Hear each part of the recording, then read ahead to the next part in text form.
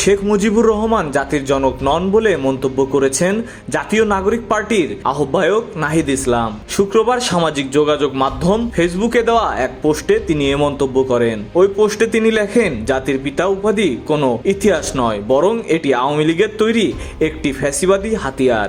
বাংলাদেশের মালিক এ দেশের জনগণ শিরোনামে দেওয়া ওই পোস্টে নাহিদ লেখেন, শেখ মুজিবুর রহমান জাতির জনক নন। আমরা স্বাধীনতা অর্জনে তার ভূমিকা ও আত্মত্যাগকে স্বীকার করি, কিন্তু একই সঙ্গে আমরা তার শাসনামলে ঘটা জাতীয় ট্র্যাজেডিকেও স্মরণ করি। তার নেতৃত্বে বাংলাদেশ ভারতের একটি ঔপনিবেশিক রাজ্যে পরিণত হয়েছিল। 1972 সালে গণবিরোধী সংবিধান চাপিয়ে দেওয়া হয়েছিল এবং লুটপাট, রাজনৈতিক হত্যাকাণ্ড ও একদলীয় বাকশালের মাধ্যমে স্বৈরতন্ত্রের ভিত্তি স্থাপিত হয়েছিল।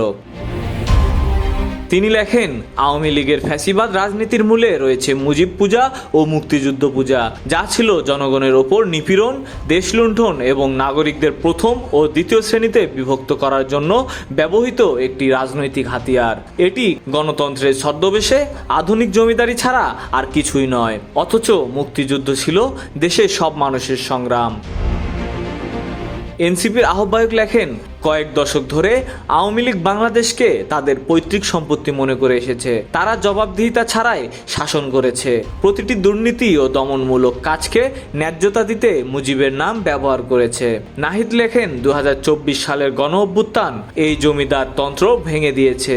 কোনো ব্যক্তি, কোনো পরিবার, কোনো আদর্শকে আর কখনোই নাগরিকদের অধিকার হরণ করতে বা বাংলাদেশের ওপর ফ্যাসিবাদ চাপিয়ে দিতে দেওয়া হবে না। জাতির জনক উপাধি কোনো ইতিহাস নয়, বরং এটি আওয়ামী লীগের ভিন্ন মত দমন ও রাষ্ট্রে একচেটিয়া ক্ষমতা প্রতিষ্ঠার একটি ফ্যাসিবাদী হাতিয়ার। বাংলাদেশ সমানভাবে সব নাগরিকের এবং এর জন্ম বা ভবিষ্যতের মালিকানা কোনো একক ব্যক্তি দাবি করতে পারেন না।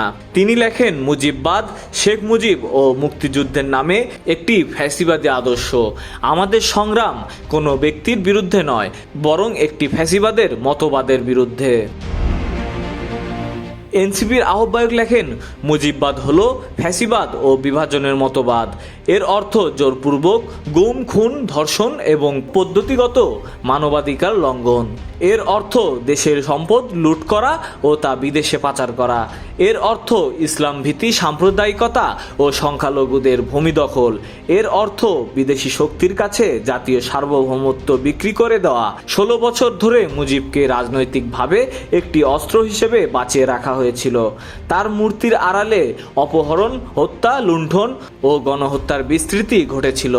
নাহিদ লেখেন, মুজিববাদ একটি জীবন্ত বিপদ। একে পরাজিত করতে রাজনৈতিক, আদর্শিক ও সাংস্কৃতিক প্রতিরোধ প্রয়োজন।